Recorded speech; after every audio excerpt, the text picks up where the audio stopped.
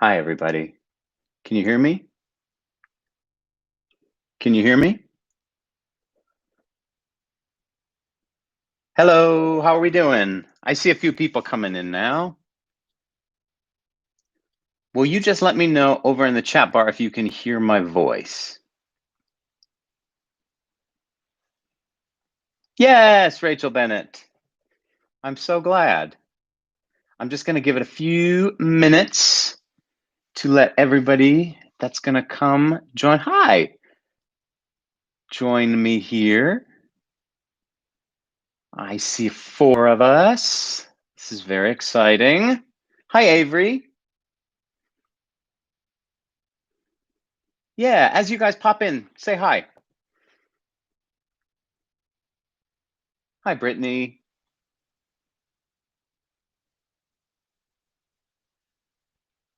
Very cool.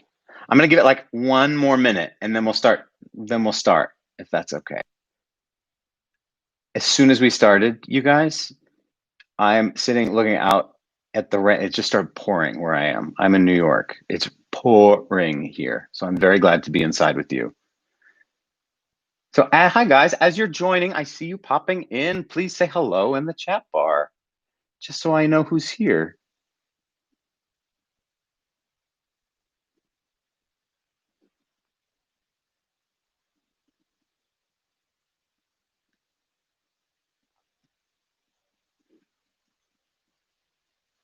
We'll wait 1 more minute.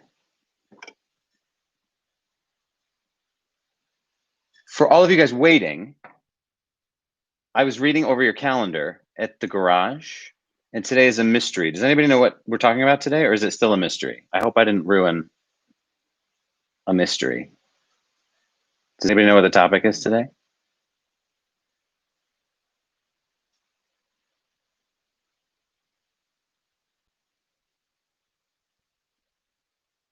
Oh my gosh, and now the sun's out.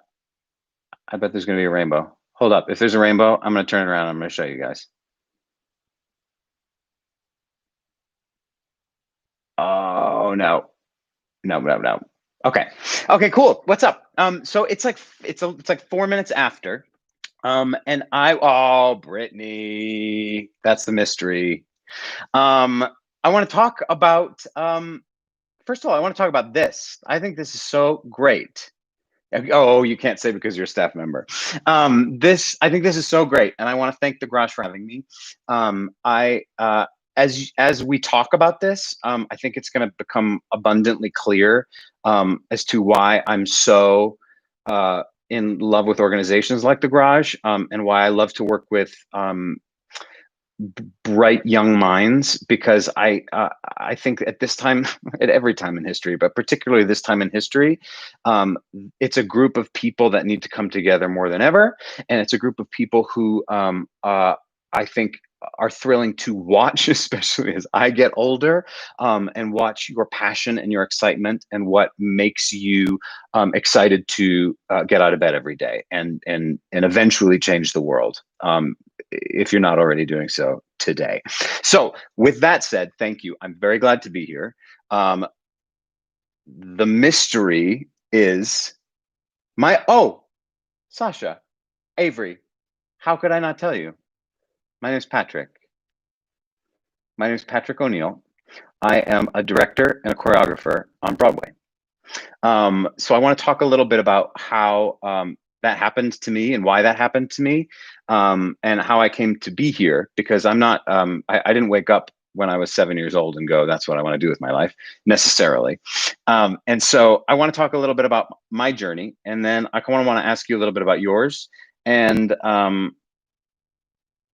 then I want to talk about a project that I've worked on recently, and about how I think it maybe applies to you guys. So, me, my name is Patrick. I am. I grew up in New England. I grew up in Providence, Rhode Island, and I was not a cool kid, and I still might not be a cool adult. Definitely was not a cool kid, and I felt really I felt like I didn't really quite fit in. I was awful at sports. I was good in school, but I didn't really especially as a kid, like I didn't really shine. I remember when I was like in third and fourth grade, and you're like really kind of learning to read. When you had to read in class, I was terrified, like that kind of stuff. Um, Patrick Star. There. I was never like I didn't have anything identifiable to me. It felt like I didn't know really who I was or what I was contributing to my community, to myself. I didn't know. And this kid moved to my neighborhood. His name's Kyle Peterson. I haven't talked to him in like 20 years. I don't know where he is. If Kyle happens to be one of the eight of us watching today, hi Kyle. He moved to my neighborhood from Minnesota, and he didn't have any friends. And he started taking this acting class, and I went with him one day. And that was kind of the beginning of it. I didn't even realize that this was a thing. Like I didn't know that that's really what people did. I watched movies, I watched TV, but no one in my life really was inclined that way. No one really was artistic. Like nobody played the piano, nobody wrote books, nobody did any of those things. So I didn't know in my life um, what that kind of life looked like. Um, and I'm a firm believer that you can't do something that you don't know. You can't choose something that isn't presented to you, right? And so I think what is fascinating about our lives is that there is always someone that kind of unlocks the door to something. If you want to be a doctor, it's a great teacher, right? If you want to be a lawyer, it's a great, maybe a great coach or a great English teacher, a history teacher who opens your eyes to the way that something can change the world and change you. So I was introduced to this in like an after school program, which ended up turning into a lot of after school programs, which ended up turning into a career. And I moved to New York to be an actor. And I did it for like 10 years. And I worked on Broadway, and I did some movies, and I did some TV, and I did some a lot of theater. And and I was lucky because I worked with a lot of great people who pushed me to understand what I want to say and what I want to do. And and why I think that's so fun to talk about, especially with young people, is that I remember being where you are, and I remember being your age, and I remember how sometimes it feels uncertain, and how sometimes it feels scary, and sometimes it feels unsettling, and and I think more than ever, it's important to know what you want to do and what you want to say.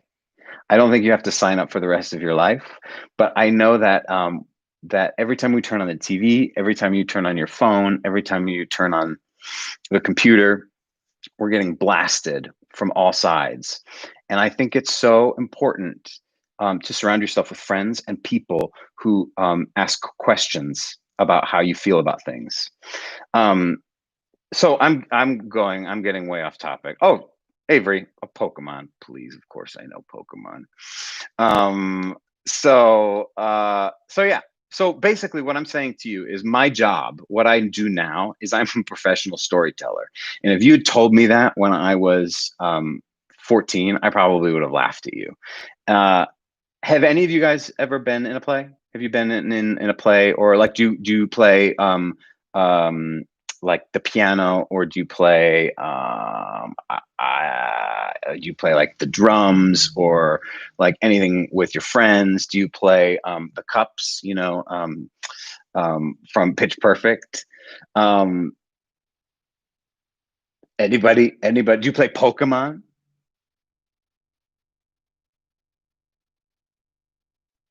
I got no Pokemon players. Rachel grew up playing the violin. That's awesome. Do you guys have you seen any like movies or TV shows, or singers, like pop singers? Anybody that you love that like you can't stop listening to right now?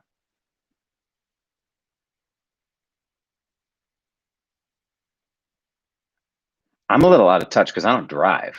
Because in New York, we don't drive, right? And everybody listens to the radio in the car. Um, I don't drive. I take the subway everywhere. Um, so I want to talk now for a second about theater. Um, hey, what's up? Welcome, welcome, welcome.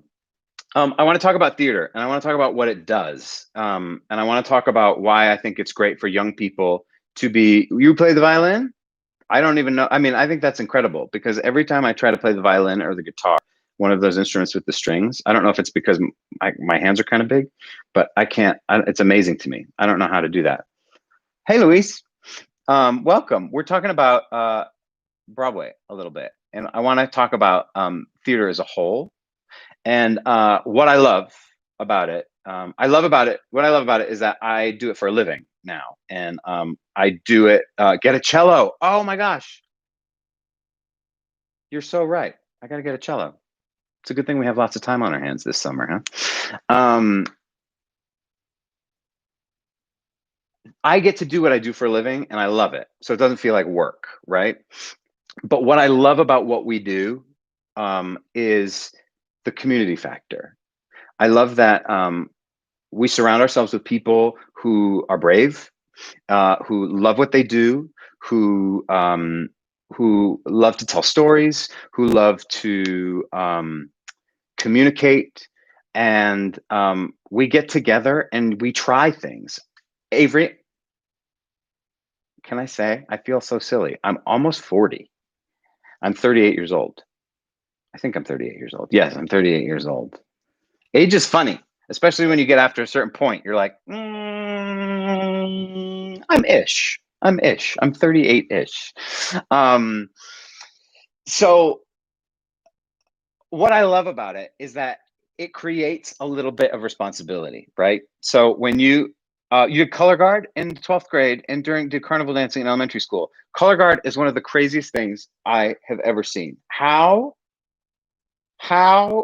they throw the flags and how they keep formation and all of that stuff, I think is so cool. Um, I look like I'm 56 years old. Well, you want to know, lately I do. I have gray hairs coming in. That's uh that's definitely a giveaway, isn't it?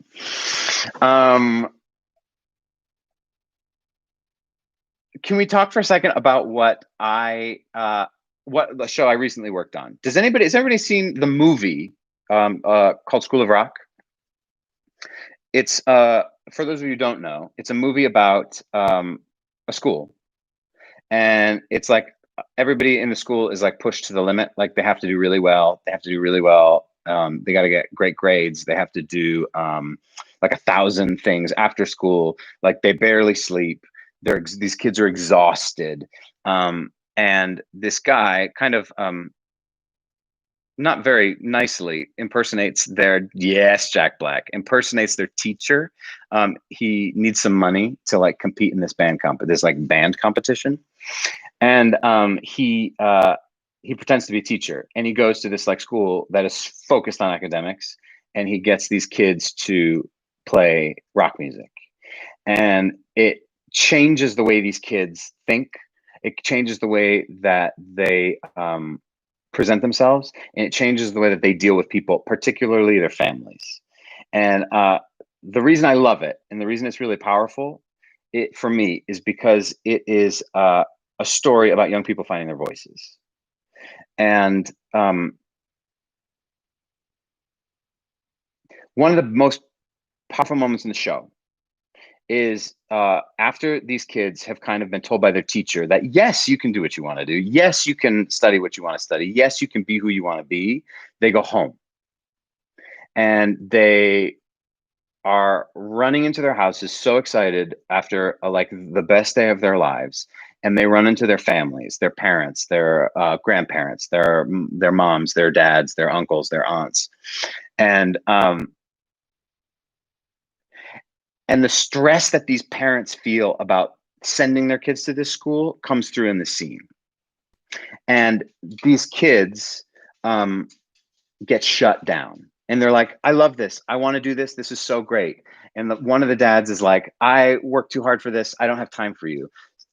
Another one's on the phone the whole time. And they sing this song called If Only You Would Listen, right?